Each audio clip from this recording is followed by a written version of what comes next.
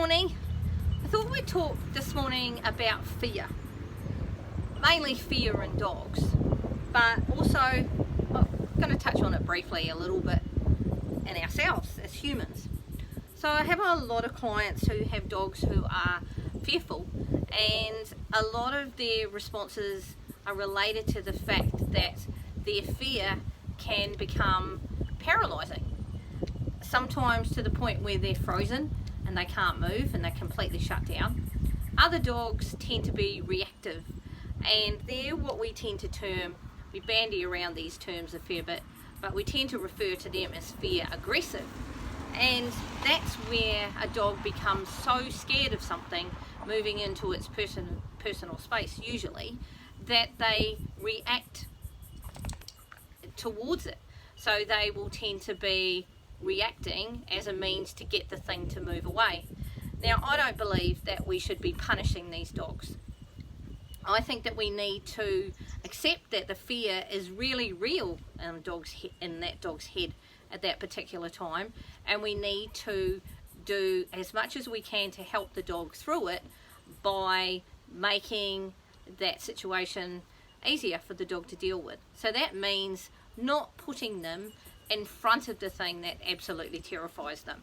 So for a dog who's really scared of other dogs and has an issue with face-to-face greetings, which is really common, you know, dogs walk down the street eyeballing one another, and that can be really threatening to some dogs, and they don't like that. So the only way that they have of communicating it is to react negatively at the thing coming towards them, which, you know, if you're a dog, I guess that makes perfect sense.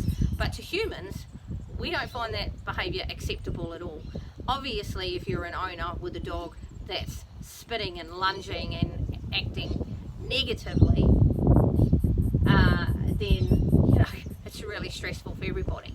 So what do we do in those situations?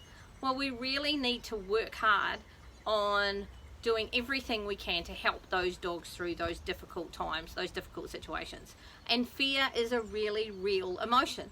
It doesn't usually just go away on its own. Puppies go through several different developmental phases, and, you know, in amongst all of that are fear periods.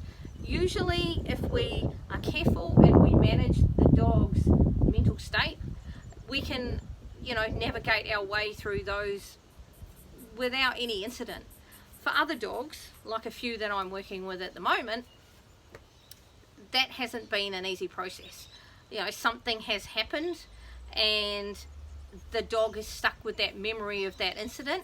You may not even realise it at the time, but it can have some long-reaching, you know, effects. So there are lots of dogs that I work with who don't like human strangers, are a little bit, you know, nervous about strangers coming into their personal space. And, you know, you'll always see the well-meaning person when you're out and about saying, "Oh, no, it's fine, all dogs love me," despite your best intentions. When you've said, no, please give my dog space, they decide that they know better, and they will come, walk towards your dog, you know, push it over its threshold, and then the dog reacts. And then it's the dog's fault. So what can we do? How do we help these dogs? Well, we need to help them by breaking it down, accepting that that fear is real, and working out carefully what their threshold is, what they can safely, mentally and physically cope with. And when I say safely, I mean safe for your dog and safe for the community, basically. So there are lots of things that we can do. We can teach our dogs some simple behaviours. Lots of dogs like to do simple things like sniffing. Sniffing is a great way of relieving your dog's stress. You know, taking a treat and eating. Now, they're really good indicators that your dog is not coping in a situation. So if you're out and about and you think your dog looks a little bit nervous, and you offer them a treat, they don't take that, you move them away and you say, "Go and have a little sniff on the ground," and they don't even want to do that, then chances are your dog's in a situation where it's not comfortable at all. So my advice to people who have dogs who have issues with fear, you know, accept that that fear is real. It might be something, you know, that you think the dog should get over. It's not going to happen overnight, and it can be a really difficult, process trying to keep your dog safe and calm and relaxed and help them cope with all of the things in our community that can trigger them to have fearful episodes. I'll tell you a story actually. I realised on Sunday, some of you will know that I walked across the Sydney Harbour Bridge with my husband, who really enjoyed himself and loved the whole experience. So I thought I'd be a good sport and went along with him. And look, I don't regret doing it, but there were moments when I was absolutely frozen with fear. There were times when I needed to take one hand off a railing and put it somewhere else, and my brain was telling me I was completely attached, it was perfectly safe, I was in a really supportive environment, there was no way that there was any harm to myself or anyone around me, it was perfectly safe. Could not have been safer and in more capable hands.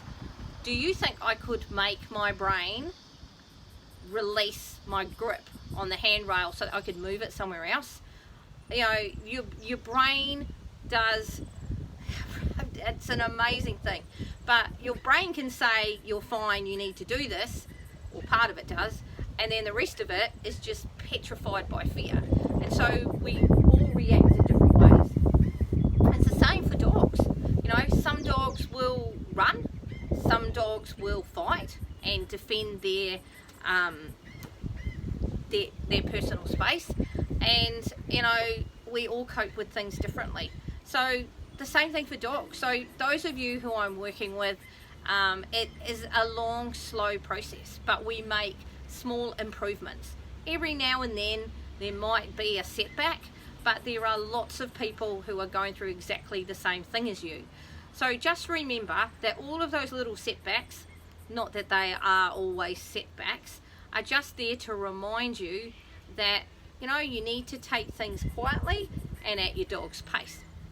For those of you who do have issues with dogs, who are a little bit scared, have fearful sort of episodes and are anxious, there's a really good Facebook page, as well as this one. This is a really good Facebook page, of course, but Anxious Dogs of Australia, they have a really great supportive network of people who are going through the same things as the rest of you, and it's really great to be in that kind of a environment. We all want our dogs to be happy and healthy mentally and physically, and sometimes, perhaps for short times of their life, that's not the case, and we need to treat them differently. So hop on that page. It's a really good supportive forum, lots of good advice. I'm on the page, as are several other people who are experienced with anxiety and such like. So there are lots and lots of options, lots of things you can do, and yeah, for those of you who I'm working with, you know who you are. Look, it's a process and you are all doing so well. I'm really proud of you. It's also about teaching owners about how to read their dogs and making the most of a difficult situation. So hang in there, guys. There's light at the end of the tunnel, and well done for those of you who have made some real inroads and some progress. Happy training.